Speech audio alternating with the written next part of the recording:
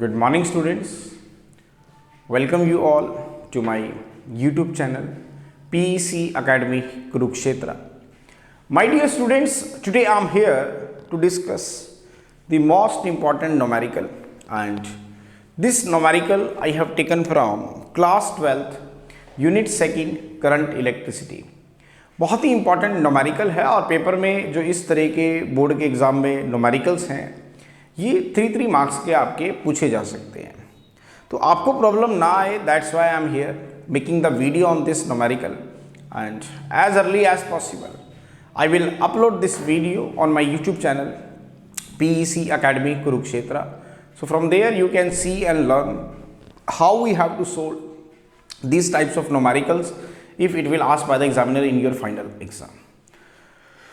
This numerical is based on the concept of resistance in series and parallel, जिसका video मैंने आपके साथ share किया था और उसमें मैंने आपको बताया था कि सीरीज़ के केस में हमारा नेट इक्विवेलेंट रेजिस्टेंस क्या होता है और पैरेलल के केस में हमारा नेट इक्विवेलेंट रेजिस्टेंस क्या होता है। तो चलिए स्टार्ट करते हैं आज के इस numerical को।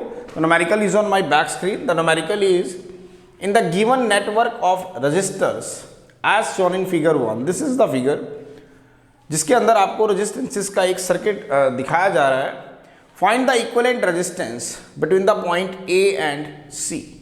माय डियर स्टूडेंट्स, इसके लिए पिछली वीडियो में यही क्वेश्चन था हमारे पास, बट थोड़ा सा चेंज किया गया था बोर्ड में। क्या था? इक्विवेलेंट रेजिस्टेंस हमें A और B का निकालना था और उसका वीडियो भी मैंने आपको शेयर किया है।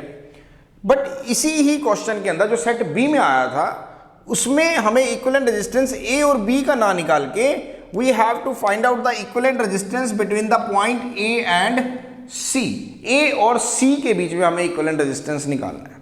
तो स्टार्ट करने से पहले मैं थोड़ा सा आपको एक हल्का सा व्यू दे देता हूं कि हमने डिस्कस किया था if there are the 3 resistances, suppose this is the first resistance having the resistance is say R1 ohm, and this is the second resistance having the resistance is say R2 ohm, and this is the third resistance having the resistance is say R3 ohm.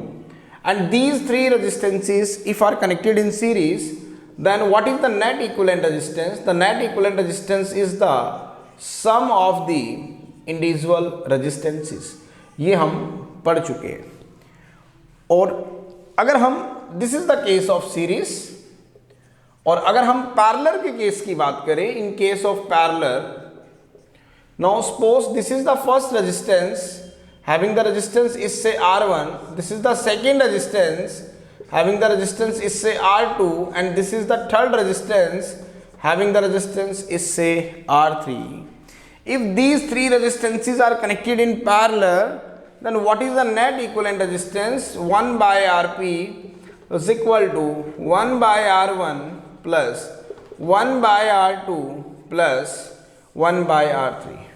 ये दो हमने results जो थे series और parallel के case में discuss किए थे। तो आज का जो हमारा आर्टिकल है वो it is a complicated circuit which is consist of mix grouping of series and parallel. तो हम इसी चीज़ को ही आज हम सॉर्ट आउट करेंगे कि which resistance is in series and which resistance is in parallel, और इस रिजल्ट्स को हम यहाँ यूज़ करेंगे। तो हमें equivalent resistance my dear students कहाँ कहाँ निकालना है? A और C के बीच में निकालना है। तो चले ध्यान से देखें, जब मैं A से करंट को पास करूंगा, करंट को पास करते ही क्या होगा? मान लेते हैं I1 करंट यहां से गया, I2 करंट यहां से गया और I3 करंट मेरा यहां से गया। इसका मतलब ये तीनों वायर किस में है? पैरेलल में है। दोबारा देखें, जब करंट को I से पास किया जाएगा तो current will be divided into 3 parts. मैं कहता हूं कि I अमाउंट का करंट यहां से एंटर किया तो it will be divided into 3 parts. I1 will be going from this wire ADC, I2 will be going from this wire AC जिसके अक्रॉस हमें इक्विवेलेंट रेजिस्टेंस निकालना है, और I3 will be going across AB। तो अगर ये तीनों के अक्रॉस करंट डिवाइड हो रहा है तो ये तीनों वायर्स किस में है? पैरेलल में। बट ध्यान से देखें, इस फर्स्ट वायर को, वायर ADC को, जो करंट I1 इसके अंदर से पास हो रहा है वही करंट तो 7 ओम से पास हो रहा है। जो करंट I1 इस 3 ओम से पास हो रहा है वही करंट 7 ओम से पास हो रहा है। इसका मतलब ये रेजिस्टेंस और ये रेजिस्टेंस दोनों किस में है, हमारे सीरीज में है।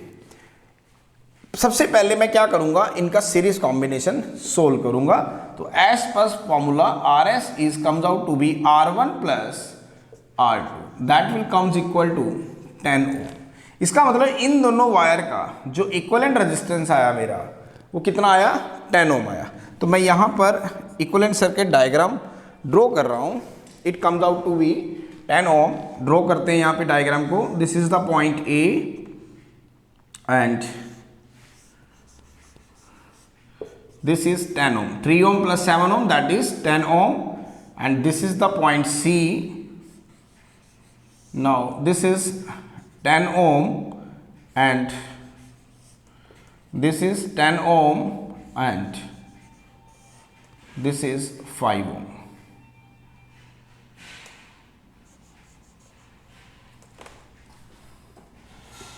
हमें क्या करना है, इक्विवेलेंट रेजिस्टेंस ए और सी का निकालना है।